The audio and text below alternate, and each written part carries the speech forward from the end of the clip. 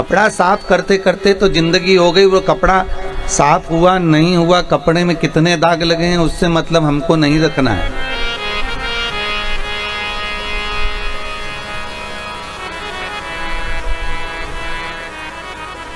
उस कपड़े में कितने जगह से वो फटा हुआ है, कितनी जगह से उसमें गंदगी लगी है, हमें उससे मतलब नहीं रखना है। ये मन गंदा नहीं होना चाहिए।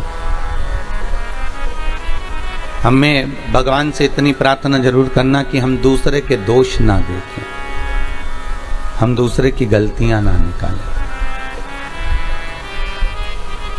हम हमारे कुल में अगर जन्म लिए हैं, हम जिस कुल में पैदा हुए हैं, हम अगर ब्राह्मण हैं, हम क्षत्रिय हैं, हम वैश्य हैं, हम शूद्र हैं, हम जिस कुल में जन्मे हैं उस कुल के अंतर्गत हम किसी में भेद ना देखें, हम किसी में गलतियां ना देखें।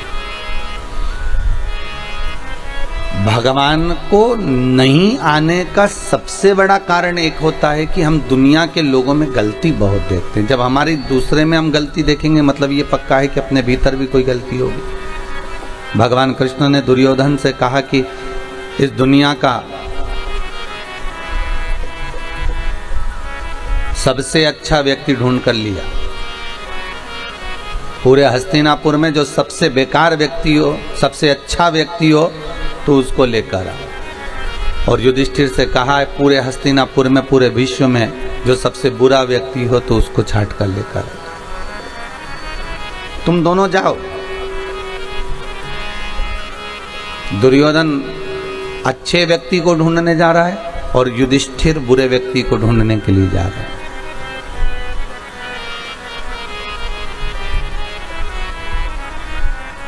कई दिन लग गए इनको ढूंढने में, पर दुर्योधन को कोई अच्छा नहीं मिलता।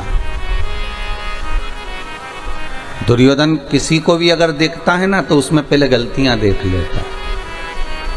दुर्योधन अगर किसी से मिलता है तो उसमें गलती ढूंढ लेता है।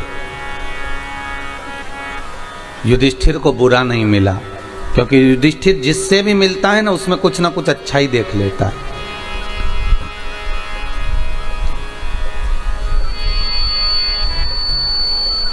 वो जिससे भी मिल रहा है उसमें कुछ ना कुछ अच्छा देख रहा है। भगवान कृष्ण ने पूछा क्यों दुर्योधन, तुम्हें कोई अच्छा व्यक्ति मिला? दुर्योधन बोला महाराज पूरी पृथ्वी पर कोई अच्छा नहीं है, सब बेकार,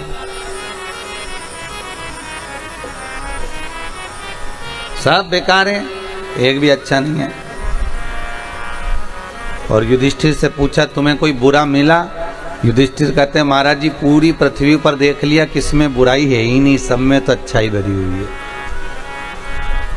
सब में अच्छाई भरी हुई है, कोई बुरा मिला ही नहीं है।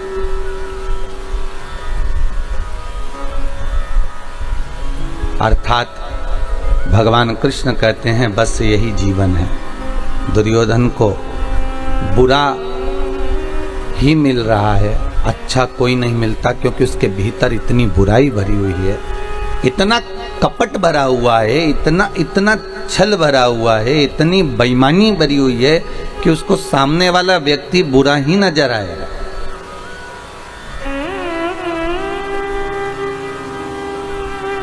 और युधिष्ठिर बुरे से बुरे व्यक्ति में भी इतनी अच्छाई देख लेता है कि उसको सामने वाला व्यक्ति अच्छा ही नजर आता है। जीते जी हमने दुनिया के लोगों में बहुत सारी बुराई देखी और मरने के बाद हम बहुत सारी अच्छाइयाँ देखते हैं कि वो हमारी सास बहुत अच्छी थी, हमारा ससुर बहुत अच्छा था, हमारी वो काका जी चले गए वो बहुत अच्छे थे, वो ऐसे थे, वो हम मरने के बाद अच्छा देखा। अगर मरने के बाद किसी की बड़ाई कर रहे हो तो उसको थोड़ी ना प्राप्त हो रही है, भले तुम दुनिया में तुम डोंडी पीट कर कह दो, नगाड़े बजा बजा कर कह दो। भगवान कृष्ण जब तक भूमंडल पर रहे स्वयं के सगे बुआ के लड़के शिशुपाल तक ने गालियां दे दी महाराज। दूसरे से क्या आशा रखोगे? स्वयं की बुआ का लड़के हैं, भगवान कृष्ण की बुआ के लड़के हैं। और भगवान दाऊ जी महाराज से कह रहे हैं ये बुआ का लड़का है और इतनी मुझे गालियां दे रहा है, आपको दिख रहा है?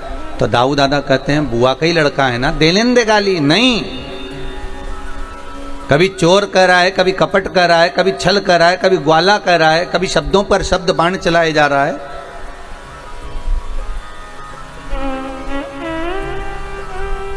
तू क्यों चिंता करता है कन्हैया, बोलने दे।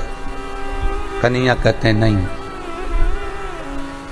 दुनिया में दूसरे अगर व्यक्ति कोई उंगली उठाए, दूसरा व्यक्ति अपशब्द कहे, दूसरा व्यक्ति ताने दे, दूसरा व्यक्ति गालियां दे, चल जाएगा, पर कोई अपना ही जो अपनों से जुड़ा हुआ है, वो अपना ही जब उंगली उठाता है, अपना ही व्यक्ति जब ताने देता है, अपना ही व्यक्ति जब गालियां देता है, अपना ही व्यक्ति जब अपशब्द कहता है, तो बड़ा बुरा लगता है। मेरे कृष्ण कह रहे,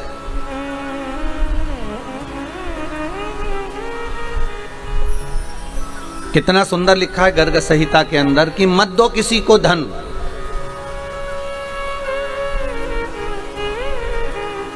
गर्ग संहिता में लिखा है मत दो किसी को दौलत, मत दो किसी को प्रॉपर्टी, मत दो किसी को वैभव। गर्ग संहिता में लिखा है कि मत दो किसी को वस्त्र, मत दो किसी को आभूषण, मत दो किसी को दौलत, मत दो किसी को धन, मत दो किसी को वैभव।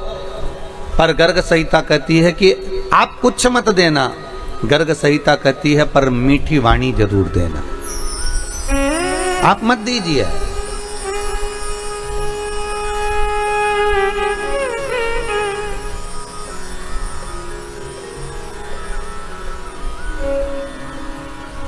एक मिठास से परिपूर्ण वाणी जरूर प्रदान करिए। क्या भगवान शंकर भक्तों के घर में ऐसी है जाते हैं? नहीं, निर्मल मन चाहिए। कात्यायनी माता क्या ऐसे ही प्रकट हो गई? और किसको मारने के लिए प्रकट हुई थी? वो महिषासुर को।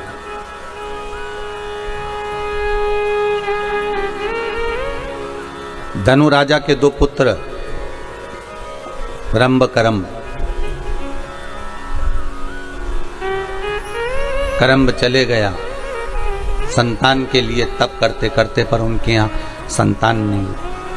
रंभ को लगा कि मेरे भाई को मगर ने खा लिया, पानी में बैठकर हम दोनों भाई तप कर रहे थे और मेरे भाई को मगर ने खा लिया, तो क्यों ना अब मैं ये तप बंद कर मैं चारों तरफ से अग्नि लगाकर उस अग्नि के मध्य में बैठकर तप करूं। और रंभ उस अग्नि में बैठकर तप करते हैं और भगवान ब्रह्मा प्रकट होकर कहते हैं वर मांगो, तुम्हें चाहिए क्या? तो वो रंभ कहते हैं कि मुझे वर ये दे दीजिए कि मेरे घर में संतान नहीं, औलाद नहीं, बस इतनी कृपा कर दीजिए कि मेरे घर में संतान हो जाए। ब्रह्मा जी ने वर दे दिया, जब तुम तप कर कर उठोगे, उठकर तुम जैसे जाओगे और जिसको भी तुम प्रेम से, करुणा से, वात्सल्यता से, स्नेह से जिसको भी देख लोगे, उसी के द्वारा तुम्हारी औलाद हो जाएगी, उसी के द्वारा तुम्हारा बच्चा हो जाएगा। तुम जिसको स्नेह से देख लोगे, जिसको प्रेम से देख लोगे, बस उसी के द्वारा तुम्हारा बच्चा हो जाएगा।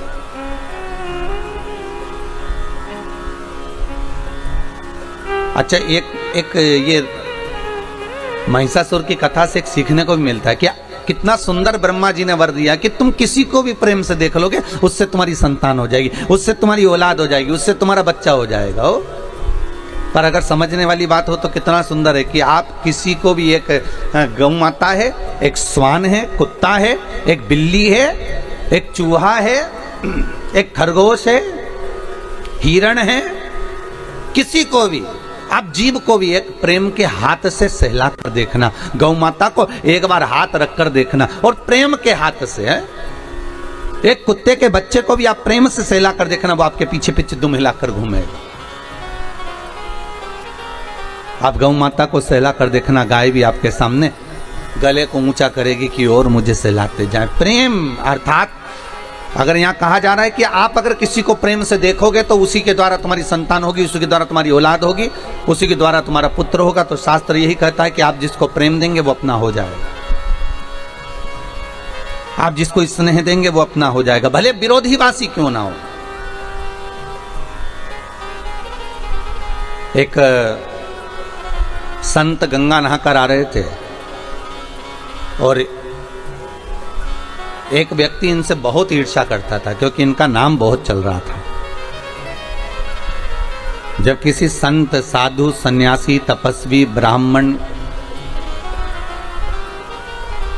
कोई कथाकार, कोई वक्ता, कोई ज्योतिषाचार्य, कोई श्रेष्ठ कर्मकांडी ब्राह्मण, कोई श्रेष्ठ विद्वज्जन, जब उसका खूब नाम चलने लगता है तो कुछ लोग ऐसे होते हैं जो उन पर उंगलियां उठाना प्रारंभ कर देते हैं। बेमतलब की फालतू बातों को ढूंढेंगे और उसको जगत में ले जाकर छोड़ेंगे कि कैसे ना कैसे इसके ऊपर गलत लांछन लगाया जाए। एक संत रोज गंगा नहा कर आते थे। इनका नाम सब दूर चल रहा था कि महाराज रोज गंगा नहाते हैं, गंगा जी का स्नान करते हैं, शिव जी की आराधना करते हैं, भगवान शंकर का गुणानुवाद करते हैं, भगवान शंकर का अनुमोदन करते हैं। इनका नाम बहुत चला। अब इतना नाम चला, इतना नाम चला, तो इनसे जो जलने वाला था वो भी रोज मंदिर जाता था, वो भी रोज गुणगान गाता था, वो भी रोज स्मरण करता था, पर उसको कोई नाम नहीं चला, उसका कोई नाम का स्मरण नहीं हुआ, उसको कोई ने पूछा नहीं, उसका कोई स्मरण नहीं हो पाया, उसको लोगों ने ध्यान नहीं दिया, तो उसके मन में ईर्ष्या भरा गई। अब ईर्ष्या भरा गई तो वो पेड़ पर चढ़कर बैठ गया और खूब सारा पान खा के बैठा। अब संत जैसे गंगा नहा कर आए तो इसने ऊपर से थूक दिया संत पर। अब संत पर थूका तो संत बेचारे वापस गंगा नहाने चले गए। ये वापस आए नहा के, फिर इसने थूक दिया, फिर वो गंगा नहाने चले गए, फिर इसने थूक दिया, फिर वो गंगा नहाने चले गए। दूसरा कोई रास्ता नहीं था कि संत वहां से निकल जाए, रास्ता भी वही था, क्योंकि दूसरे रास्ते से स्त्रियां गंगा नहाने आती थी तो संत वहां जाते ही नहीं थे। संत जब जब निकलते ये पेड़ पर बैठा बैठा थूकता रहता। संत ने इसको झांका तक नहीं, देखा तक नहीं, क्योंकि ये थूकने वाले को क्या देखे, इसको देखकर करना क्या, इसको नहीं देखे। वो बार बार थूक रहा है, वो बार बार स्नान कर रहे हैं। आए, अब की बार जब वापिस आए तो जो ऊपर बैठकर थूक रहा था उसके मुख में पान का पीक, थूक सब समाप्त हो गया था। आकर चरण पकड़ लिए, गुरुदेव मैंने इतनी बार आपको थूका पर आपके मुख से कोई शब्द नहीं निकला। गुरुजी बोले तू मेरे पांव मत पकड़, आज मुझे एक मौका दे दे कि मैं तेरे चरण पकड़ लूं। गुरुदेव आप मेरे चरण, मैंने आप पर थूका है, मैंने आप पर अपशब्द कहे हैं, मैंने थूका है आप पर और आप मेरे पांव पड़ना चाहते हैं। गुरुजी बोले, संत बोले, भाई देख रोज गंगा की एक डुबकी लगाकर चले जाता था, पर आज तेरी ऐसी करुणा हो गई, कृपा हो गई कि 108 बार डुबकी लग गई। तेरी कृपा हुई, ये दूसरा कोई नहीं कर सकता। तू थूकता रहा, मैं गंगा नहाता रहा, रोज एक गंगा की डुबकी लगाता था, आज 108 बार डुबकी लग गई, ये तेरी कृपा ही तो है। उसकी आंख में आंसू भर गए कि संत संत होता है, साधु साधु होता है, सन्यासी सन्यासी होता है, तपस्वी तपस्वी होता है, विद्वान विद्वान होता है।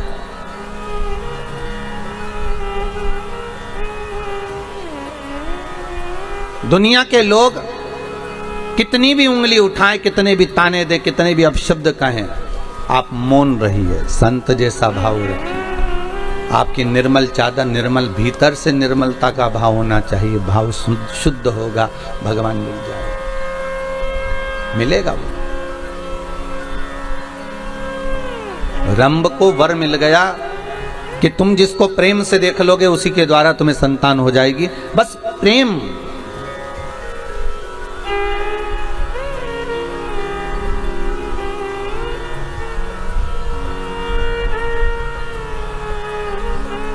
बहुत अंतर है महाराज जी प्रेम और प्यार में। जमीन और आसमान का अंतर है, बहुत ध्यान देना महाराज।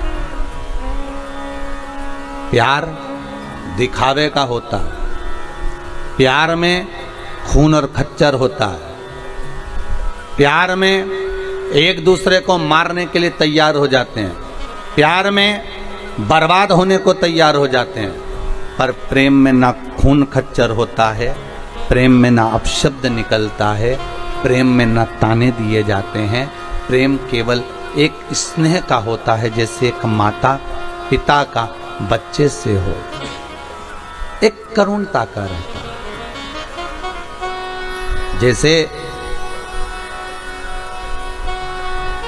राधा जी ने भगवान कृष्ण से पूछ लिया था कि ये बताओ ठाकुर, हे कृष्ण मैं कहां कहां पर हूं बोलो। भगवान कृष्ण कहते हैं राधा तू मेरे नस नस में, राधा तू मेरे रोम रोम में, राधा तू मेरी धड़कनों में, राधा तू मेरे नयनों में, राधा तू मेरी जिह्वा में, राधा तू मेरी श्रवणता में, राधा तू मेरी रोमावली में, राधा तू मेरी धड़कनों में, राधा तू मेरी नस नस में। हर जगह पर राधा है। तो राधा कहती है कृष्ण अब ये बता दो कि मैं कहां पर नहीं हूं। भगवान कृष्ण कहते हैं राधा तू मेरी किस्मत में नहीं है, तू मेरे भाग्य में नहीं है। 16,108 रानियों के साथ में भगवान की शादी हुई, पर राधा के साथ कहीं पटरानियों में, रानियों में 108 पटरानियों में 16,108 रानियों में राधा जी का नाम नहीं आता महाराज। तू मेरे भाग्य में नहीं है। प्रेम यही होता है, प्रेम में त्याग होता है, प्रेम में करुणा होती है। पर दुनिया के लोग प्यार और प्रेम को एक कर दिए, कहीं कह दिया हम तो प्रेम, इसको प्रेम नहीं कर सकते कि 2 दिन का हुआ और फिर आखिरी में तलाक हो गया। प्रेम कर कर, प्यार कर कर, स्नेह कर कर आपने शादी तो कर ली कि हम तो एक दूसरे को चाहते हैं, हम एक दूसरे को स्नेह करते हैं। शादी करने के 4 साल, 3 साल, 2 साल, 2.5 साल, 1.5 साल में अदालत में पहुंच गए और मालूम पड़े फिर तलाक हो गया। इसको प्यार नहीं कर सकते, इसको प्रेम नहीं कर सकते, इसको केवल साधारण सी भाषा में स्नेह प्यार कहा होगा। पर प्रेम की परिभाषा क्या होती है, प्रेम का परिभाषा का अंश क्या होता है, वो केवल एक होता है।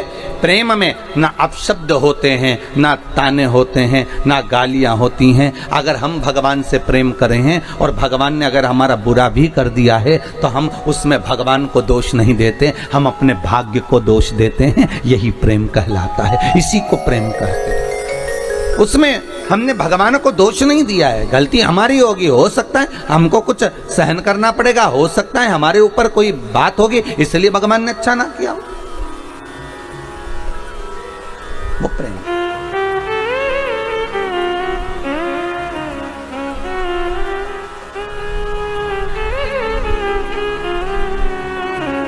वो प्रेमता है महाराज। रंभ तुम जिसको प्रेम से देख लोगे उसी के द्वारा संतान हो जाएगी। बस शास्त्र बहुत सुंदर बात कह रहा है, आप पड़ोसी के बच्चों से भी प्रेम कर लोगे ना तो वो जाके तुम्हारे लिए दूध की थैली ला देंगे। बोलो सही है कि गलत है? बच्चों के, पड़ोसी के बच्चों से भी कह दोगे प्रेमवश की बेटा जा वो लिया तो वो ला देंगे। प्रेम के बल पर पड़ोसी के बच्चे भी अपने बच्चे बन जाते हैं अगर प्रेम है तो फिर रंभ के लिए ब्रह्मा जी ने कहां गलत कह दिया? रंभ के लिए ब्रह्मा कहां गलत कह रहे हैं कि तुम जिसे प्रेम से देखोगे वे तुम्हारी संतान हो जाएगी। और जैसे ही रंभ उठा, सामने से एक महिष निकल कर जा रही थी, एक भैंस निकल कर जा रही थी, और रंभ ने उसी भैंस को, उसी महिष को प्रेम से देख लिया। प्रेम से देखा, भैंस का गर्भ ठेर गया, महिष का गर्भ ठेर गया। और भैंस का जब गर्भ ठेरा, जब भैंस अपने घर पर गई तो इसका जो भैंसा था, महिषा था, उसने देखा कि मेरी पत्नी गर्भ से कैसे हो गई। ध्यान लगाया उस महिषा ने, उस भैंसे ने, तो ध्यान में आया कि रंभ के दृष्टि से इसका गर्भ ठेर गया। और रंभ की दृष्टि से अगर गर्भ ठेरा तो इसको क्रोध आ गया। रंभ जा रहा था अपने घर की ओर, भैंसे ने, महिषा ने दौड़कर उस रंभ के प्राणों को हर लिया।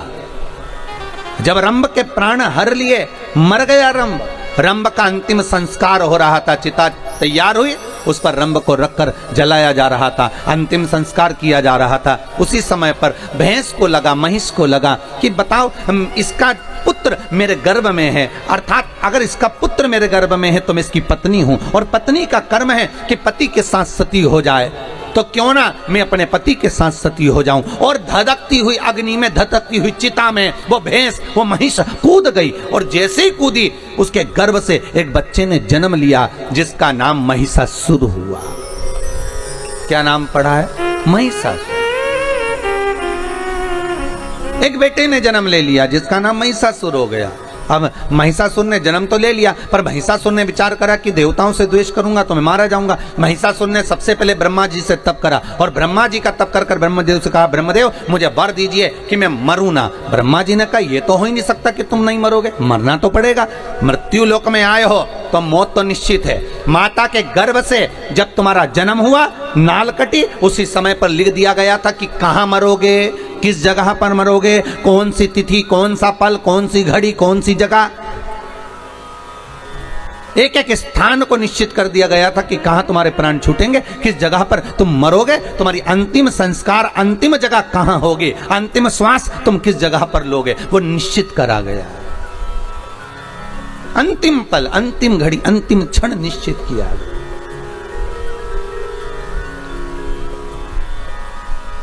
इसलिए शायद कबीरदास जी कहते हैं, गुरु की करनी गुरु भरेगा, चेला की करनी चेला उड़ जाएगा हंस अकेला। जिसके कर्म का भोग जिसको भोगना।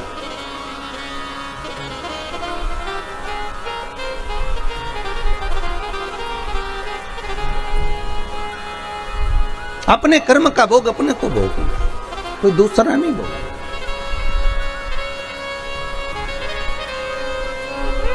हम कई बार कहते हैं माताओं से, आप अपने पतियों से कभी कभी पूछा करो, आप जो कमा कर ला रहे हो वो किसके लिए कमा रहे हो।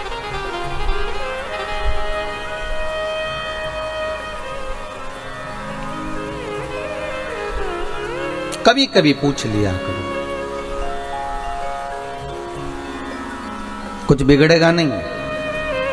और पति बोले कि तुम्हारे लिए कमा रहे हैं, बच्चों के लिए कमा रहे हैं, तो पत्नी का फर्ज है कि पति से कह दे कि कमाओ, मना नहीं है, पर थोड़ा थोड़ा सत्कर्म भी करते जाओ। अभी इतनी भयंकर कोरोना महामारी चल रही है, कहीं बन सके तो थोड़ा पुण्यपन भी कर लें, थोड़ा सत्कर्म कर लें, थोड़ा धर्म कर लें। वावारी दुनिया मतलब की, दुनिया में किसी का कोई नहीं। सुख के साथी हजारों हैं, जब दुख पड़ा तब कोई नहीं। जब दुख की घड़ी आती है, सबसे पहले जो अपने होते हैं ना, वो छोड़कर भाग जाते हैं।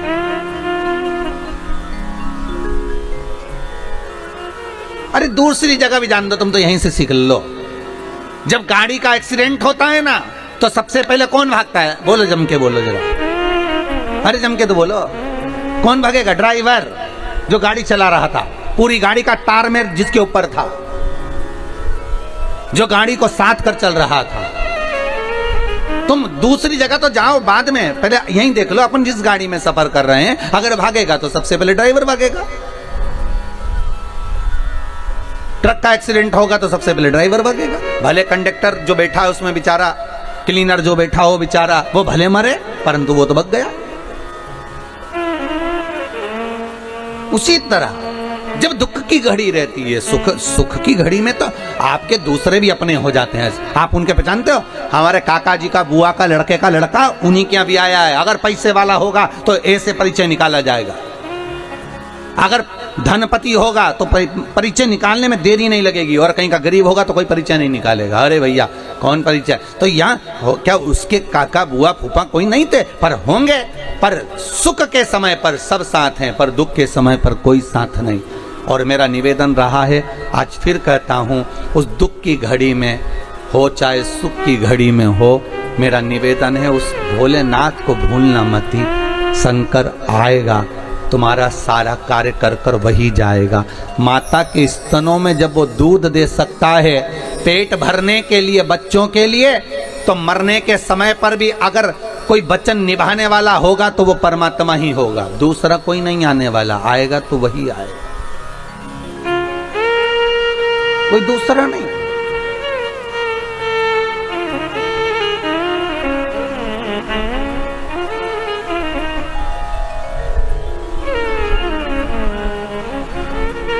हम उसको साध लें। अरे कितना सुंदर कहा है ब्रह्मा जी ने, प्रेम करोगे तो किसी से भी तुम्हारी संतान की प्राप्ति हो सकती, प्रेम करोगे तो हो सकता है पराये भी अपने हो जाए। प्रेम के बल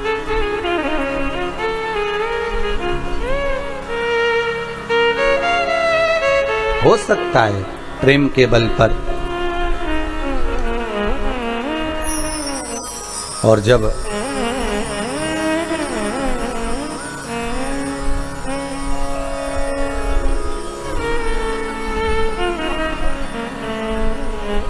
भगवान भूत भावन भूतेश्वर शिव की कथा कर रही है, ब्रह्मा से वर मांगा गया कि आप हमें वर दे दीजिए। तथास्तु ब्रह्मदेव कहते हैं मांगिए क्या चाहिए, बस मैं मरूं ना। तो ब्रह्मा जी कहे ये तो हो ही नहीं सकता, मृत्यु निश्चित है, वो मरना तो पड़ेगा, मृत्यु निश्चित है, पर भय खाकर मत मरना।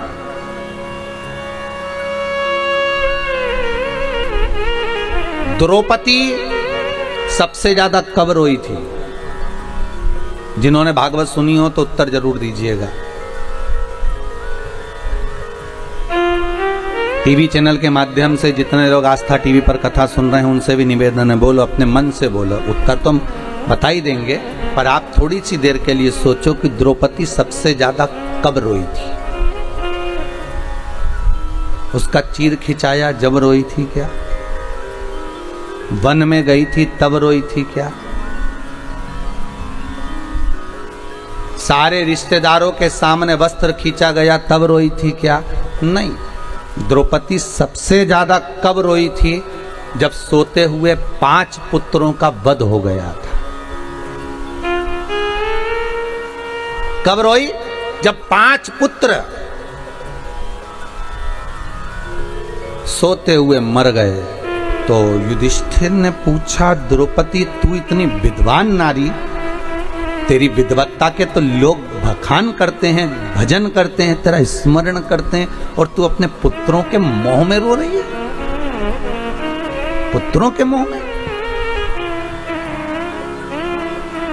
द्रौपदी कहती है पुत्र मर गए उसका रोना नहीं आ रहा है, तो फिर रो क्यों रही है?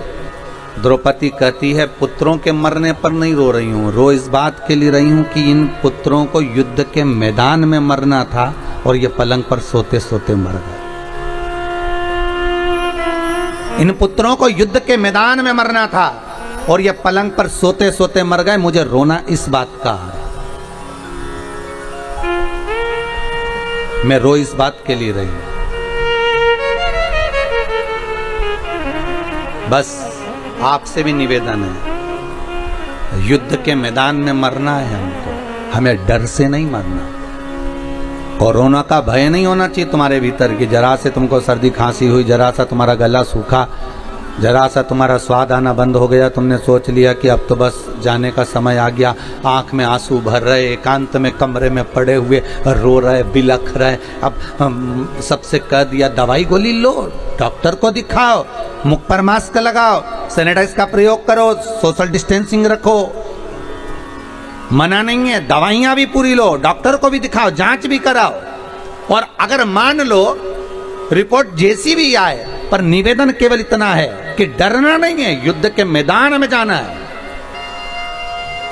और हो सकता है कि उस युद्ध के मैदान में, और कांप कर नहीं, डर कर नहीं,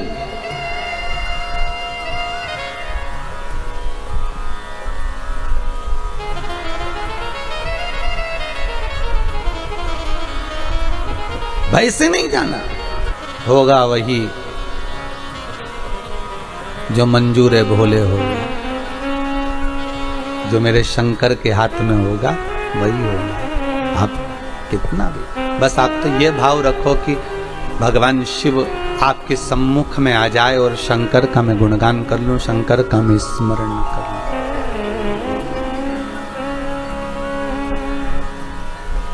और कुछ नहीं।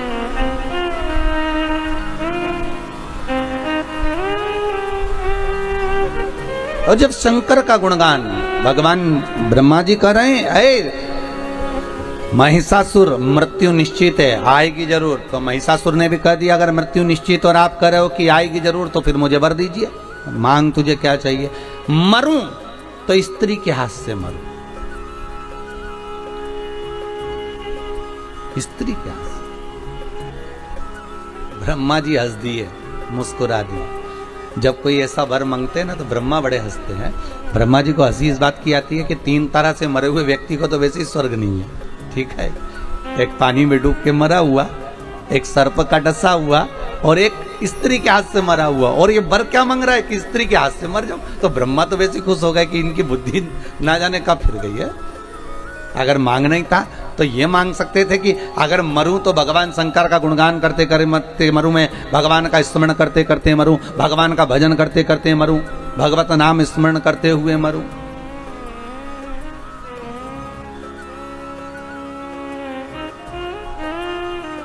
अरे कई लोग कहते हैं महाराज जी हम बड़े परेशान हो गए, संसार से हम तो ऊब गए महाराज, अब तो हमने सोच लिया कि हम तो मर जाएंगे। तो हम उनसे कहते हैं मरो, पर थोड़ा सा फैशन चेंज करो। ये रस्सी बांधकर, जहर खाकर, पानी में डूबकर, ट्रेन के नीचे, गाड़ी के नीचे, ऊपर से गिरकर, ये तो ओल्ड फैशन है मरने का। कोई नया फैशन निकालो मरने का।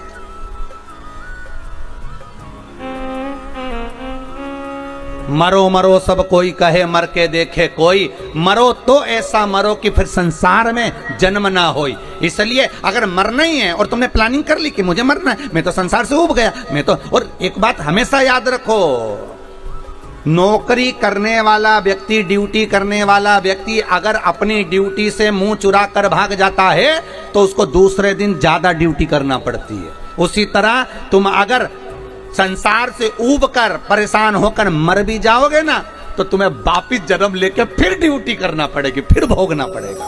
इसलिए मरने की तो प्लानिंग करो ही मत। और अगर प्लानिंग कर ली है तो भगवान का भजन करो, सेवा करो, अर्चना करो, अच्छा कार्य करो, अपने हाथों से पुण्य करो, धर्म करो, दान करो, सत्कर्म करो। भगवान से कहते रहो, हे भोलेनाथ मुझे ऐसा धन देना कि मैं भले परिवार में ना लगाऊं पर सत्कर्म में लगाता रहूं, कोई को भूखा ना जाने दूं, किसी के आगे किसी को हाथ ना फैलान दूं, ऐसा धन मुझे दे।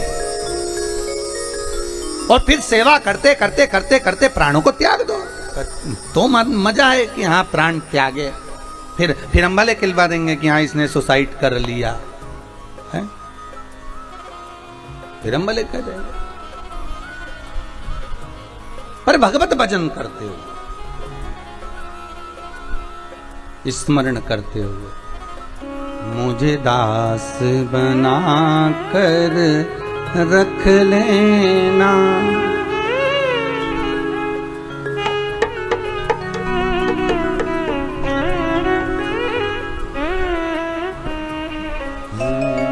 मुझे दास बना कर रख लेना, भोलेनाथ तुम अपने चरणों,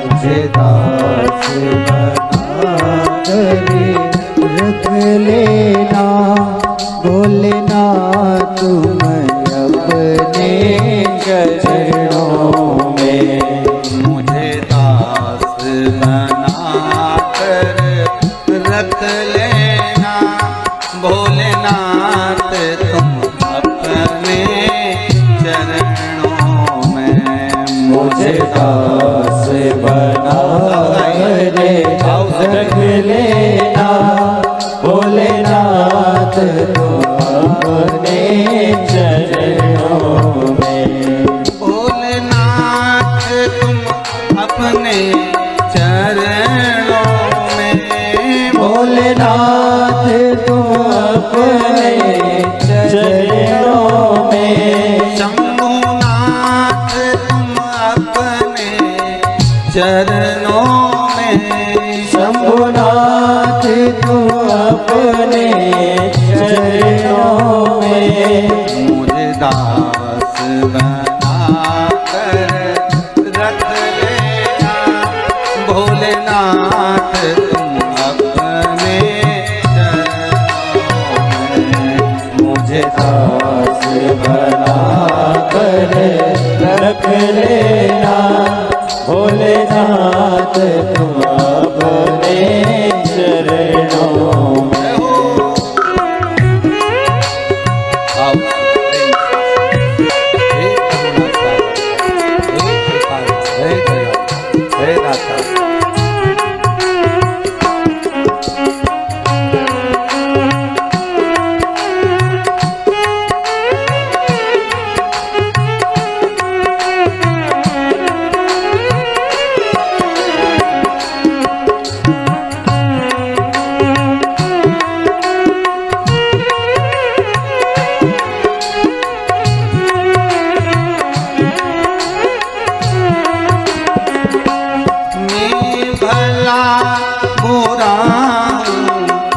तेरा हूँ मैं भला बुरा हूँ तेरा हूँ। मैं भला बुरा हूँ तेरा हूँ। मैं भला बुरा हूँ तेरा हूँ। तेरे दर पर डाला तेरा हूँ। तेरे दर पर डाला मेरा हूँ। ओ तेरे दर पर डाला तेरा हूँ। तेरे दर पर डाला मेरा हूँ। मुझे जाकर जान के रख लेना। मुझे जाकर जाने के रख लेना। भोलेनाथ तुम अपने चरणों में। मुझे जाकर जाने के रख लेना। भोलेनाथ तुम अपने चरणों में। मुझे दास बना कर रख लेना। भोलेनाथ तुम अपने चरणों में। मुझे दास बना कर रख लेना। भोलेनाथ तुम अपने चरणों में।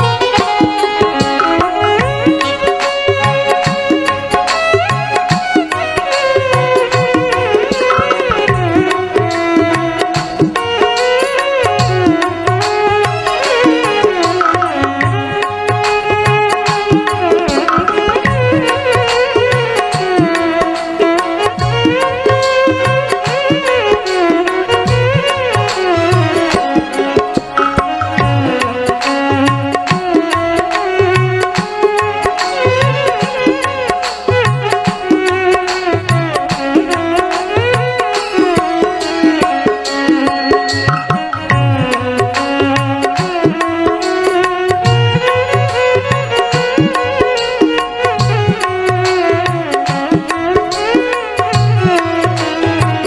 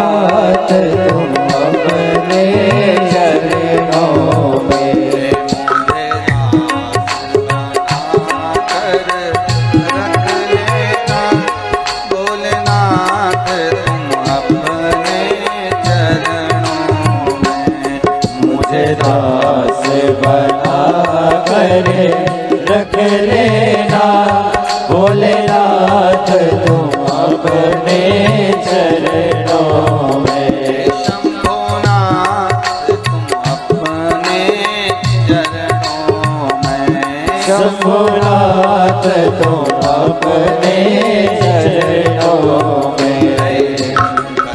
करुणा सागर, करुणा करने वाले महिषासुर ब्रह्मदेव से वर मांग रहे हैं। ब्रह्मा जी वर दे दो कि मैं अगर मरूं तो स्त्री के हाथ से मरूं, स्त्री के हाथ से। तथास्तु कह दिया।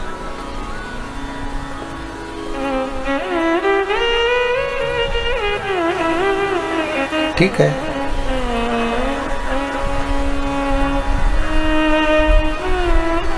पर तुम मांग रहे हो मरने का कि स्त्री के हाथ से मर जाऊं, पर समझ नहीं पा रहे। ब्रह्मा जी बोले हमको वर देना, हम तो दे दिया है, कोई दिक्कत वाली बात नहीं, हमें देने में कोई दिक्कत नहीं है, हम तो वर दे देंगे, आशीर्वाद भी दे देंगे कि हाँ तथास्तु, और तुम्हें मिल भी जाएगा। होता है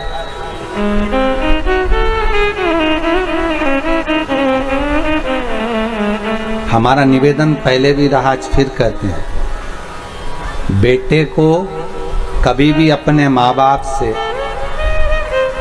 मांगना नहीं चाहिए। कब?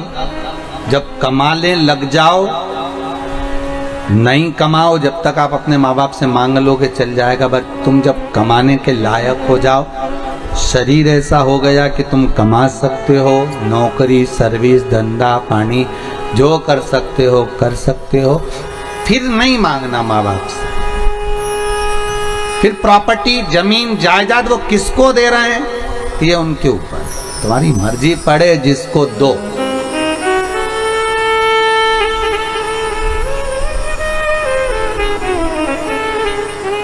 क्या चाहिए?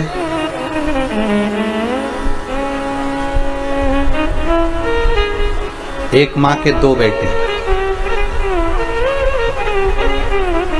दोनों बेटे अपनी माँ से कहते हैं, माँ, हाँ बेटा क्या है बोलो। तो माँ बस आपसे कुछ बात करना, कर लो, क्या कहना है वो बोलिए।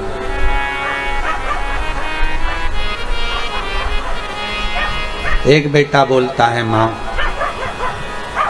मुझे जो आपने मकान बनाया है और जो जमीन है, दुकान है, वो मुझे दे दो। ठीक है, ले जा, दे दिया। फिर एक बेटा आया, माँ बोली, बेटा दुकान भी उसने ले ली है, मकान भी उसने ले लिया है, जमीन भी उसने ले ली। बेटा कहता है, माँ आशीर्वाद तो दे दे। क्या दे दे? आशीर्वाद।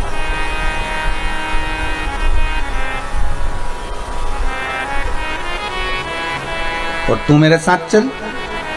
माँ कहती है, उसने जब जमीन ली, मकान लिया, दुकान ली, तब मैंने कह दिया था कि ये सब मेरा है, मेरे जीते जी मेरा रहेगा, मरने के बाद तेरा रहेगा। इसलिए पिता के प्राण भी उसी मकान में छूटे हैं, इसलिए मैं उसी मकान में रहना चाहती हूँ, मैं तेरे साथ नहीं जाऊँ, मैं उसी के साथ रहूँ। ठीक है माँ, आशीर्वाद तो दोगी, क्यों नहीं। तुझे कुछ नहीं मिला, पर ईमानदारी से कहती हूँ, मेरी जिंदगी का जितना मैंने पुण्य करा होगा, जितने मैंने व्रत करे होंगे, जितना उपास करा होगा, उसका भाग मैं तुझे दे देती हूँ, आशीर्वाद देती हूँ। परिवार में झगड़ा हो गया, अभी तक साथ थे, अब वो भाई जिसके पास कुछ नहीं था वो निकल गया। माँ आँख से आंसू बहाती रही, मैं तुझे कुछ नहीं दे पाई। कुछ बात नहीं माँ, पैदा तो किया है ना तूने, दूध तो पिलाया है ना तूने, परवरिश तो तूने करी है ना माँ, कोई चिंता नहीं। बेटा चला गया, किसी के यहाँ नौकरी करी, होटल पर बर्तन मांजे, फिर धीरे धीरे धीरे धीरे कार्य करते करते करते करते आज सेठ जी से कहा, सेठ जी मेरे घर में बर्तन नहीं है, आपके इतने सारे बर्तन मांजता हूँ, क्या एक गिलास मुझे पानी पीने के लिए दे दोगे? हाँ ले जा। सेठ जी भी दयालु था, उसने कहा एक गिलास से क्या होगा, 2-3 गिलास ले जा, थोड़े से बर्तन अंदर काले काले से पड़े हैं, वो किसी काम नहीं आ रहे होटल में, उसमें से उठा कर ले जा, लेके आ मेरे पास दे देता हूँ। सेठ जी ने थोड़े बर्तन दे दिए, ले गया। धीरे धीरे धीरे सेठ जी ने अपने मित्र से कहा, अरे बहुत अच्छा लड़का है, 2 साल हो गए मेरे पास काम करते करते, कभी इसके मुंह से आवाज नहीं निकलती, बर्तन भी नहीं थे, मैंने दे दिए। अच्छा मेरे पास में कपड़े रखे हैं, दे दूं क्या लाकर? दे दे दे दे, कपड़े दे दे।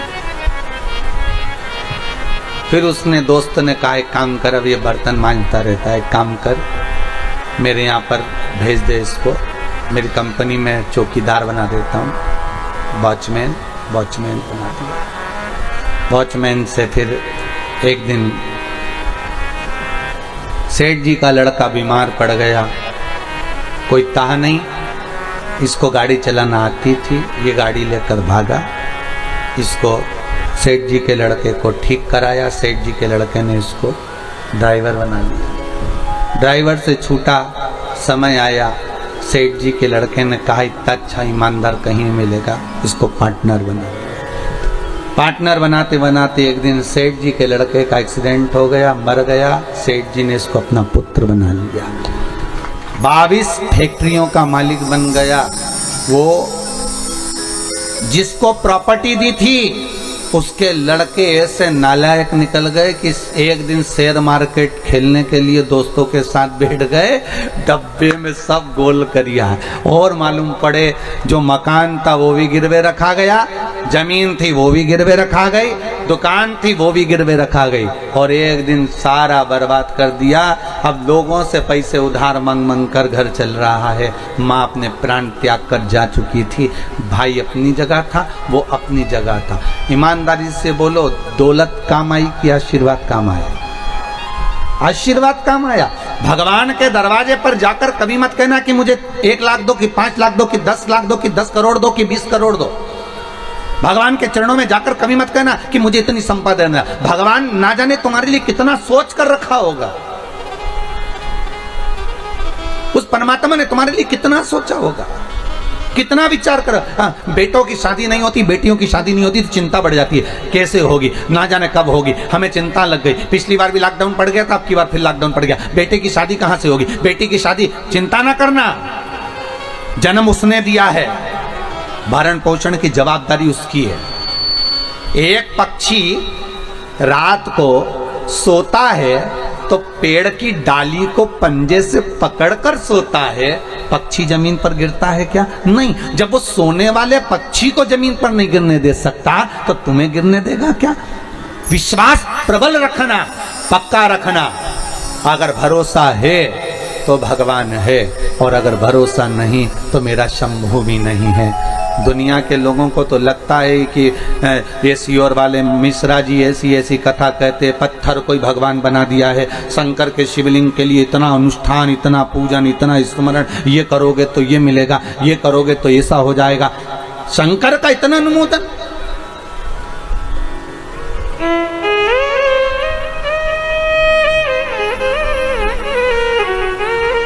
कई लोगों को तो ये बात भी बुरी लगने लगी कि भाई इतना शंकर की पूजन करा रहे हैं, और देवताओं को, हमारा नाम तो चल ही नहीं रहा, हमारा तो पूजन हो ही नहीं रहा, हमारा तो स्मरण, हमारा तो कहीं नाम ही खत्म होते जा रहा। तो कई लोगों को वो भी टेंशन है कि शंकर का उपासना, शिव का ही भजन, शंकर का अनुमोदन, शिव की करुणा, शंकर का अनुमोदन, शिव का भजन, बस यही है।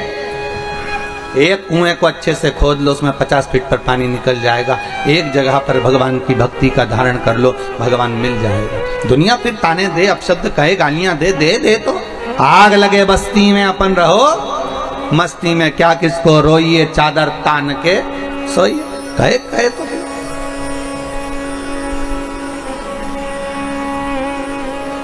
बोलेंगे लोग, बोलने वाले बोलते रहे, मांग ले तुझे क्या, मरना है निश्चित है, मृत्यु आएगी पक्का है, पर स्त्री के हाथ से मरूंगा, ठीक है। वही समय आ गया, आया समय।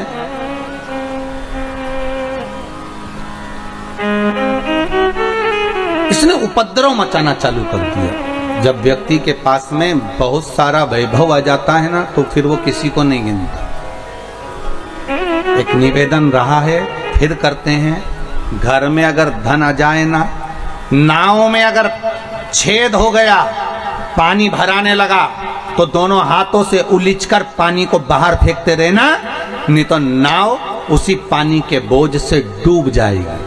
उसी तरह घर में अगर पैसा आने लगे, भगवान अगर धन देने लगे, तो दोनों हाथों से दान करते रहो, पुण्य करते रहो, शिव महापुराण की कथा करवाते रहो, सत्संग कराते रहो, दुनिया का कल्याण करते रहो, तो नाव चलती रहेगी। नहीं तो एक दिन यही पानी प्रवेश कर कर उस नाव को डुबो देगा। कहीं पत्नी की दृष्टि में आ जाएगा कि इतना पैसा आ रहा है, बच्चों की दृष्टि में आ जाएगा इतना धन आ रहा है, भाई बंधु की दृष्टि में आ जाएगा इतना पैसा आ रहा है, एक दिन सब लेकर डूब जाएंगे और वो धन का कोई उपयोग नहीं हो पाएगा। हाथ में अगर भगवान धन दे तो उसका सत्कर्म करो, शिव महापुराण की कथा करवा लो, भगवती स्मरण कर लो, नाम जाप कर लो, ब्राह्मण जन गुरु जन भूखे को भोजन करा लो, किसी गरीबड़ी की लड़की की शादी कर दो, कहीं किसी को दवाई में कुछ रुपये की जरूरत पड़ रही हो उठा कर दे दो। ले भैया, अगर आज तुम्हारी जान बच जाएगी तो हो सकता है भगवान हमारी जान बचा कर रख लेगा। थोड़ा सहयोग करते। कोई पढ़ना चाहता है और पैसा नहीं है तो उसको पढ़ा लिखा दो, हो सकता है कभी तो याद करेगा, जब अच्छे पद पर पहुंच जाएगा तो कहेगा तो सही कि मेरे को किताब उसने दिलाई थी, मुझे उसने दिलाया। बुरे वक्त का एक एक पल व्यक्ति को याद आता है, याद रखिएगा। अच्छे वक्त में जो तुमने करा वो याद नहीं आएगा, पर बुरे वक्त में अगर जिसने साथ दिया होगा, जिसने कहा होगा।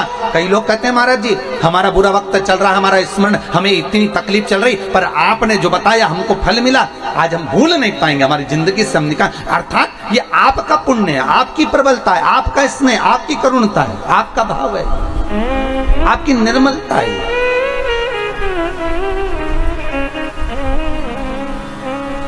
चित्तवृत्ति स्नेह मूल।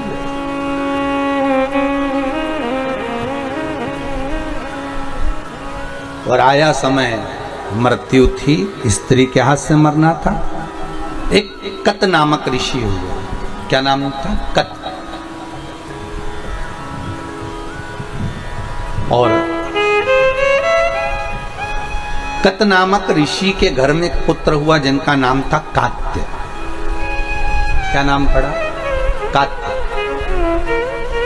कात्य ऋषि ने अपने पिता के बतलाए अनुसार शंकर भगवान की ऐसी भक्ति धारण करी कि शंकर भगवान के शिवलिंग का निर्माण कर कर शिवलिंग के सामने हृदय चित्त को जोड़कर शंकर के मंदिर में शिवलिंग के सम्मुख में बेलपत्री चढ़ाना, शंकर का अनुमोदन करना, पूजन करना और उसी जल को नयनों से लगाकर भगवान शिव का स्मरण करना।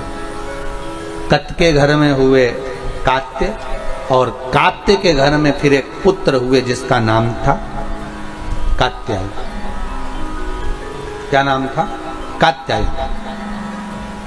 कात्यायन ऋषि ने ऐसा तप करा, जब वो 4 साल के थे कात्यायन ऋषि, तो अपने पिता कात्य से पूछा, पिताजी भजन करना, सत्संग करना, स्मरण करना, संकीर्तन करना, पूजन करना, पाठ करना, इन सब में सर्वश्रेष्ठ क्या है?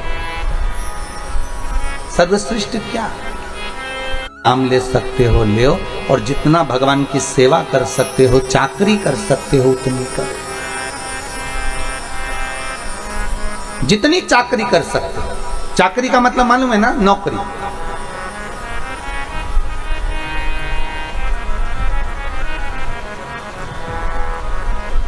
भगवान के मंदिर में भी अगर आप जा रहे हो तो ये भाव रखकर जाना कि हम सेठ जी के घर में नौकरी करने जा रहे हैं। थोड़ा झाड़ू लगा दिया, पोछा लगा दिया,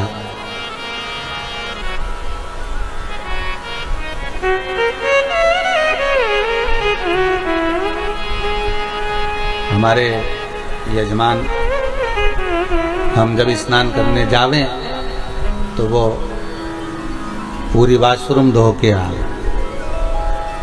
हमने भगवती महाराज जी से कहा कि यजमान को बोल दो, घर में कोई और सेवक हो तो उनको बोल दो, वो धो दिया करेंगे वॉशरूम। पर यजमान खुद स्वयं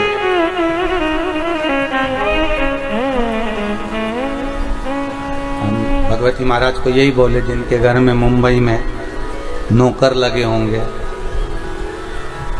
जिनके घर में मुंबई में सेवक लगे होंगे, कंपनी में और भी लोग काम करते होंगे, उनके यहाँ दूसरे काम करते होंगे, पर देखो कितना भाव है कि अगर कोई गुरुजन स्नान के लिए जावे तो वॉशरूम भी वो स्वयं साफ करना।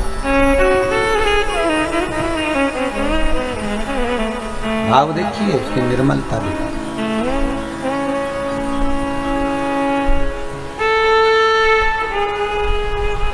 निर्मल भाव। चाकरी कर लो, पहले भी कथा में काज फिर कहते हैं, जिस मंदिर में कोई ना जाए उस मंदिर में तुम जाओ, जिस मंदिर में लोग पानी ना चढ़ाएं उस मंदिर में तुम चढ़ाओ, जिस मंदिर में लोग झाड़ू ना लगाएं उस मंदिर में तुम लगाओ, जिस मंदिर में लोग पोछा ना लगाएं उस मंदिर में तुम लगाओ। शंकर के मंदिर में जहाँ कोई ना जाए वहाँ एकांत में जाकर तुम बैठ जाओ। मंदिर को साफ करो, धो पोछो, शिव जी का श्रृंगार कर दो, घर से चंदन ले जाकर लेपन कर दो, कहीं की पत्ती वत्ती तोड़कर बाबा का श्रृंगार कर दो, थोड़ा एकांत में बैठकर शंकर जी से बात कर लो। 1 महीना कर कर देखो, फिर कह देना किसी और वाला महाराज झूठा है, उसकी वाणी झूठी है। जिस मंदिर में कोई नहीं जाता हो, जिस मंदिर में कोई पहुंचता नहीं हो, ऐसे शंकर के मंदिर में तुम जाकर झाड़ू लगाकर, पानी डालकर, साफ कर कर, शिव जी का श्रृंगार, पार्वती का श्रृंगार, गणेश जी का श्रृंगार, कार्तिकेय का श्रृंगार बढ़िया मल कर, स्नान कर कर। तुम्हारे पास में कुछ भी नहीं है, मत चढ़ाओ, पेड़ पौधों की पत्तियां तोड़कर चढ़ा दो। घर से थोड़ा सा चंदन ले जाओ, उसको घिस कर, भले गोपी चंदन हो, सादा चंदन हो, लाल चंदन हो, पीला चंदन हो, जो हो वो भगवान को लगा दो।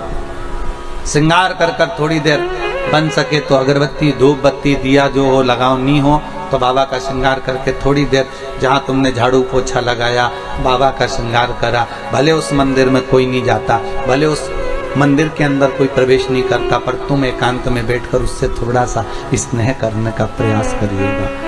1 महीना कर कर देखना, उसकी नौकरी, तनख्वाह वो देना चालू करेगा। कितनी तनख्वाह देता है वो जाने। तू नौकरी कर तो सही। किसी के यहाँ पर जाकर 1 महीना नौकरी करोगे तो तनख्वाह देगा कि नहीं देगा? अरे बोलो तो सही, थोड़ी बहुत तो देगा रे। 5,000 रुपये महीना नहीं देगा तो 3,000 देगा, 3,000 नहीं देगा तो 1,500 देगा, 1,500 नहीं देगा तो 1,000 देगा, पर देगा तो सही। जब दुनिया के लोगों की नौकरी करते हो तो 2-5 हजार रुपए मिल जाते हैं, तो तुम कोई साधारण जगह की नौकरी कर रहे हो क्या? कोई तुमसे पूछे कहाँ चली जाता है, 1 महीने से पते ठिकाने नहीं, तेरी नौकरी लग गई क्या? हाँ, नौकरी लग गई। वो तो भला है, वो सीओर वाले महाराज का, उसी ने लगवाई है, अच्छी कंपनी मिल गई। अच्छा, कितने लोग काम कर रहे हैं उसकी फैक्ट्री में? अरे पूछो ही मती रे, कितने। अच्छा, काम क्या है? बस काम ही नहीं बता सकते, तो काम है क्या वहां पर? तो बस काम नहीं बता सकते, चले जाओ। कितनी बजे से कितनी बजे तक, ये क्या टाइम भी निश्चित नहीं है, बस वहां तो पहुंच जाओ। लगाई बुआरी, बैठ गए, बाबा से 2 मिनट बात चर्चा कर।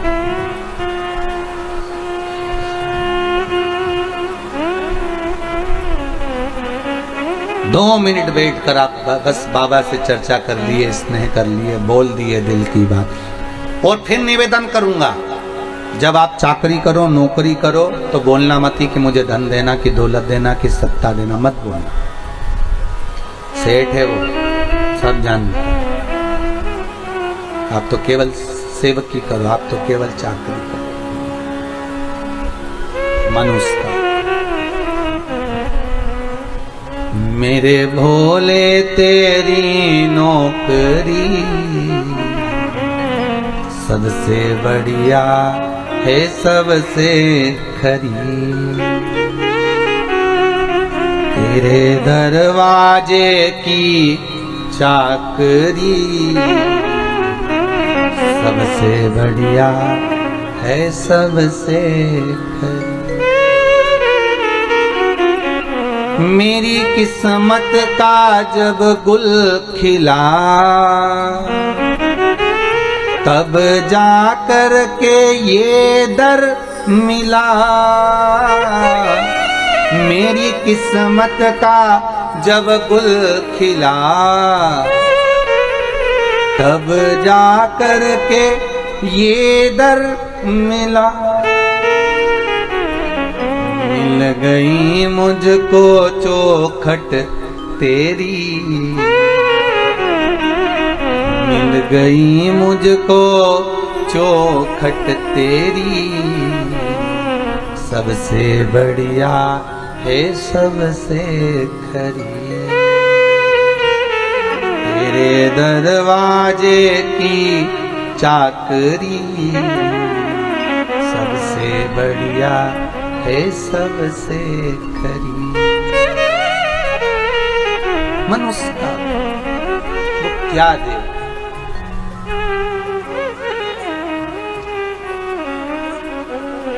राजा मणिरत्न को देखो, कभी शंकर जी के मंदिर में नहीं गया, दरवाजे से निकलकर जाता था और हर हर महादेव बोलकर जाता था। क्या बोलकर जाता था? हर हर महादेव। राजा मणिरत्न दरवाजे पर से निकलकर मंदिर के अंदर नहीं जाता। तो रानी ने पूछा तो मंदिर के अंदर क्यों नहीं जाते? तो मणिरत्न ने कहा अगर अंदर जाऊंगा तो पंडित जी सेवा कर रहे होंगे। सेवा कर रहे होंगे तो क्या हुआ? पंडित जी सेवा कर रहे होंगे तो वो मेरे को देखेंगे तो सेवा छोड़ देंगे, क्योंकि मैं राजा, और राजा को देखकर सेवा छोड़ेंगे और मेरे सामने हाथ फैला कर कहेंगे महाराज हमको ऐसा दे दो। जब त्रिलोकी का नाथ त्रिकालदर्शी कैलाशी शंभू बैठा है और उसके सामने लोग मेरे हाथ जोड़े और मुझसे कहें कि मुझे ये दे दो, ये अच्छा नहीं लगेगा। हम कई बार कथा में कहते हैं, आज फिर कह रहे हैं कि आप किसी पर विश्वास करो ना करो, पर शंकर पर विश्वास जरूर करो। शंकर पर भरोसा जरूर करो। मेरा शंभू, मेरा त्रिकालदर्शी, मेरा कैलाशी, मेरा शंकर वो अड़भंग है, आनंद है, अड़भंग। शंकर और शिव का स्वरूप जो होगा, चाहे हनुमान हो चाहे भैरव हो, कभी नहीं आता। वो किसी के शरीर में प्रवेश नहीं करता, क्योंकि वो उसका एक एक अंश इतना प्रबल है, अगर प्रवेश कर गया तो फाड़ के निकल जाए शरीर में से। साधारण है क्या?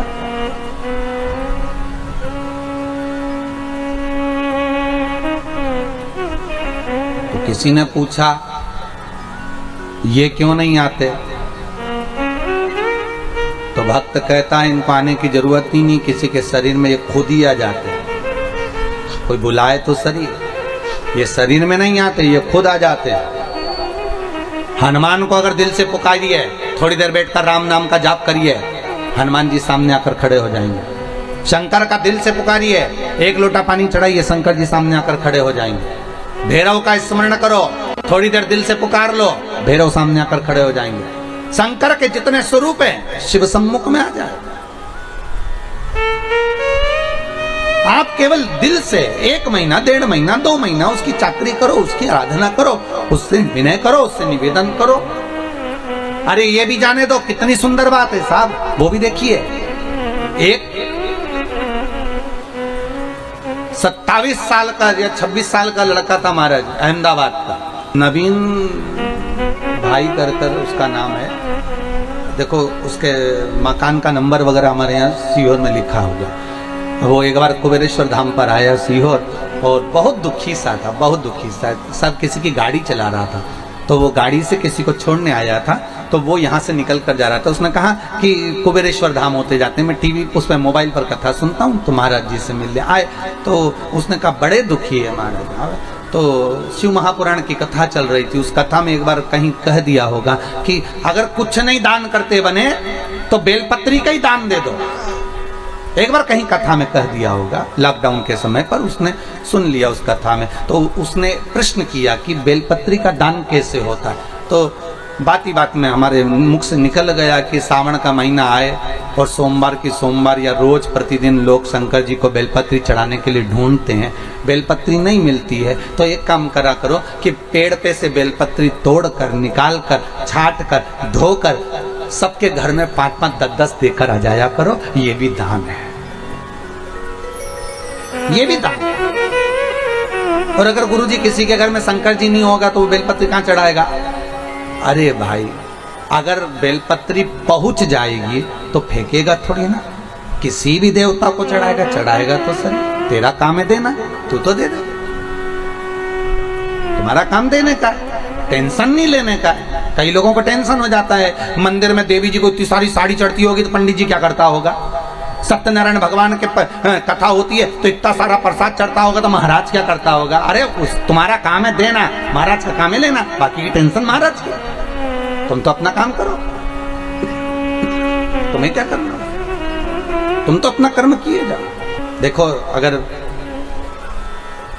सीओर ऑफिस में नंबर होगा तो हम आपको देंगे, आप उस बच्चे से बात करना। सावन के महीने में उसने एक ही काम करा, पेड़ की बेलपत्री ला लाकर 5-5, 10-10 बेलपत्री का पैकेट बनाया, सबको दे दिया, लो शंकर जी को चढ़ाना। दान देखिए कितना विचित्र। धन नहीं है आपके पास में तो बेलपत्र तो है। अभी एक भैया डब्बे में भरकर बेलपत्र लाए, लेकर आए शिव जी को चढ़ाने के। अच्छा लगा।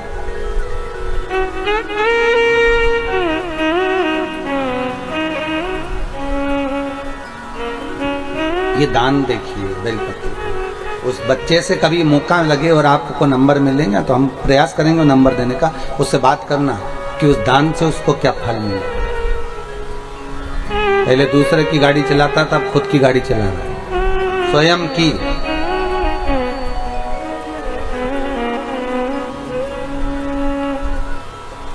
नहीं है हमारे पास में देने का कुछ भी।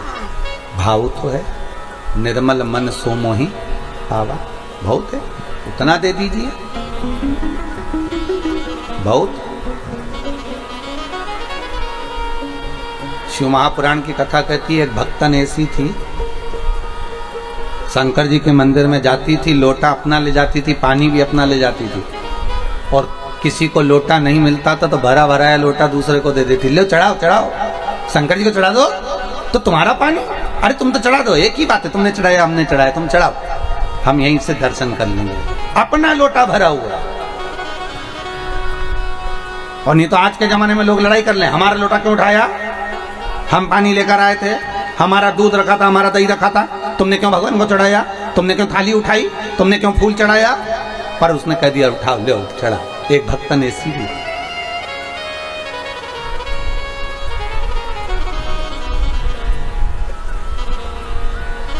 भक्त है भगवान, भक्त होता। कात्यायन ऋषि ने पूछ लिया अपने पिता कात्य से, पिताजी मैं क्या भजन करूं कि मुझे भगवान का दर्शन हो जाए?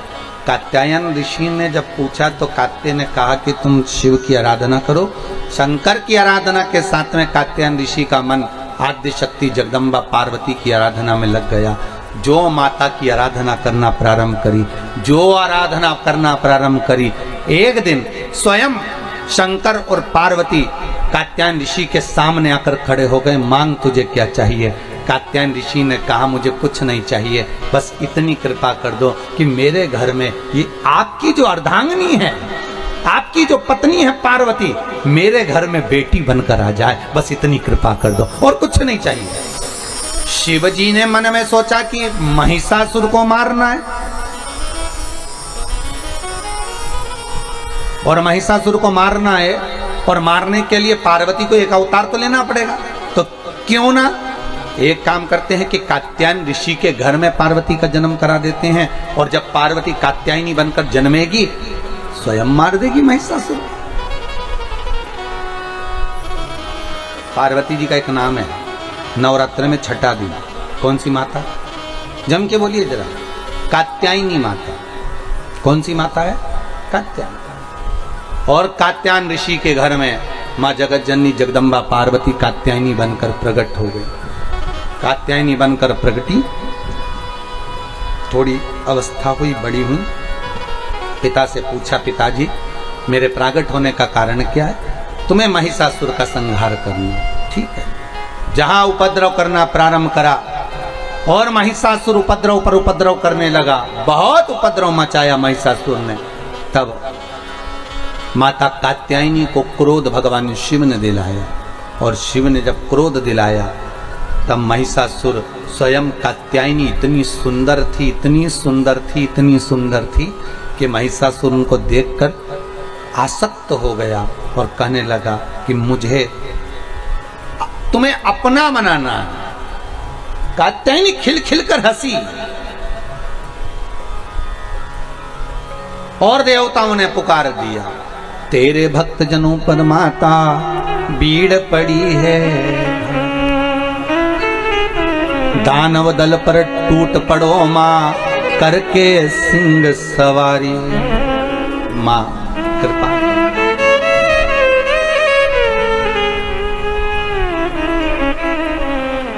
और सो सिंहों से तू बलशाली, अष्ट हो जाऊं बाली, दुखियों के दुखड़ेनी वारती ओ मैया।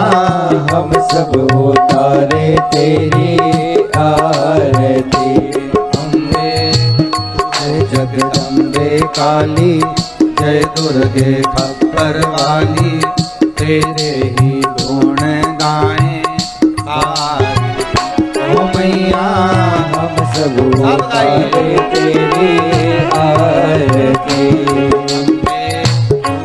जगदम्बे काली, जय दुर्गे खप्पर वाली, तेरे ही गुण गाएं ओ मैया। हम सब उतारे तेरी आरती।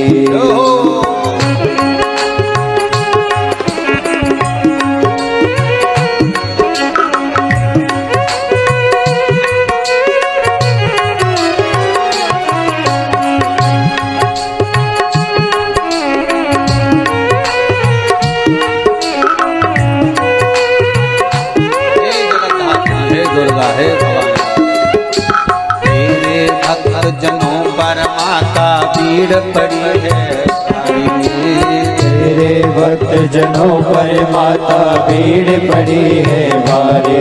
ओ तेरे भक्त जनों पर माता भीड़ पड़ी है भारी। तेरे भक्त जनों पर माता भीड़ पड़ी है भारी। दानव दल पर टूट पड़ो माँ, दानव दल पर टूट पड़ो माँ करके सिंह सवारी। से जो बलशाली, अष्ट हो जाओ वाली, दुखियों के दुखड़े निवारती ओ मैया। हम सब उतारे तेरी आरती। अम्बे तू है जगदम्बे काली, जय दुर्गे खप्पर वाली, तेरे ही गुण गाए भारती ओ मैया। हम सब उतारे तेरी आरती। माता कात्यायनी बाहर निकली, पिता कात्यायनी को देखकर, पिताजी जिस कारण मेरा जन्म हुआ है आज मुझे सिद्ध करना है। महाराज जो कात्यायनी मैया बाहर निकली, सिंह की आवाज लगाई और सिंह को जैसे धाड़ा, मां चीख कर बुलाई और जैसे ही चीख कर बुलाया और बुलाते से ही उसी समय, उसी पल, उसी घड़ी, उसी क्षण शेर दौड़ कर माँ बेटे का है इस जग में बड़ा ही,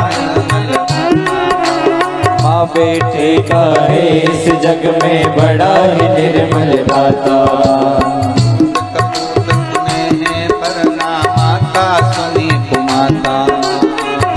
कपूत सुने है वरना माता सुने को माता। सब पे करुणा दर्शाने वाली, अमृत बरसाने वाली, दुखियों के दुखड़े ओ मैया हम सब उतारे तेरी आरती। अम्बे तो है जगदम्बे काली, जय दुर्गे अपर वाली, तेरे ही गुण गाए भारती। ओ मैया हम सब उतारे तेरी आरती। माता ने सिंह से कहा, सिंह मैं तेरे ऊपर चढ़ूंगी और जब महिषासुर सामने आए ये मुझ में डूबा रहेगा, मुझे पाना चाहता है और उस समय पर तू कूद पड़ना, भैंसे पर सिंह तू चढ़ जाना और भैंसे पर सिंह तू चढ़ना। और जब भैंसे पर सिंह तू चढ़ जाएगा और मैं त्रिशूल लेकर जब महिषासुर की छाती में मारूंगी तब महिषासुर के प्राण छूट जाएंगे। और दौड़ पड़ी मां, दौड़। ओ जंगल के राजा मेरी मैया को लेकर आजा। ओ जंगल के राजा मेरी मैया को लेकर आजा। ओ जंगल के राजा मेरी मैया को लेकर आजा। ओ जंगल के राजा मेरी मैया को लेकर आजा। मैंने हलवा पूरी बनाई, मैंने हलवा पूरी बनाई। मैंने माता की जोत जगाई, मैंने माता की ज्योत जलाई। आके मुझको दरस दिखा जा। ओ जंगल के राजा मेरी मैया को लेकर आजा। ओ जंगल के राजा मेरी मैया को लेकर आजा। ओ जंगल के राजा मेरी मैया को लेकर आजा। ओ जंगल के राजा मेरी मैया को लेकर आजा। माता कूद पड़ी और जो माँ कूदी महिषासुर के उस भैंसे पर सिंह चढ़ गया। माँ त्रिशूल लेकर जो कूद पड़ी, कात्यायनी माता महिषासुर मर्दनी बन गई। महिषासुर मर्दनी। बोल दुर्गा महारानी की जय, राजराजेश्वरी माता की जय, महिषासुर मर्दनी माता की जय। हर हर महादेव। माता ने महिषासुर के प्राणों को हर दिया। हरा प्राण माँ जगत जननी जगदम्बा जगत धात्री दुर्गा भवानी मैया प्राणों को हर ली। समय आया, आगे सुंदर भाव व्यक्त करा भगवान शंकर के सुंदर आनंद में भाव में। शिव महापुराण की कथा कहती है भगवान ओघड़दानी त्रिकालदर्शी कैलाशी शंभु जब नित्य लीला का स्मरण करते हैं, समय आता है भगवान शंकर के कुछ अवतार माँ जगत जननी माता पार्वती के साथ में होते हैं। शिव महापुराण की कथा कहती है भगवान शंकर एक बार महाकाल बने तो पार्वती महाकाली बनी। शंकर एक बार तार बने तो माता तारा देवी बनी। भगवान शिव का एक अवतार बाल भुवनेश हुआ तो पार्वती भुवनेश्वरी बनी। शिव जी का एक अवतार श्री विदेश हुआ, माता पार्वती श्री विद्या बनी। शिव जी का एक अवतार भैरव हुआ तो माता पार्वती भैरवी बनी। भगवान शंकर का एक अवतार छिन्न मस्तक हुआ तो माता छिन्न मस्ता बनी। एक अवतार धूमवान हुआ तो माता पार्वती धूमावती बनी। इस अवतार में छिन्न मस्ता जो माता है, जब छिन्न मस्तक शिव जी हुए तो छिन्न मस्ता माता पार्वती।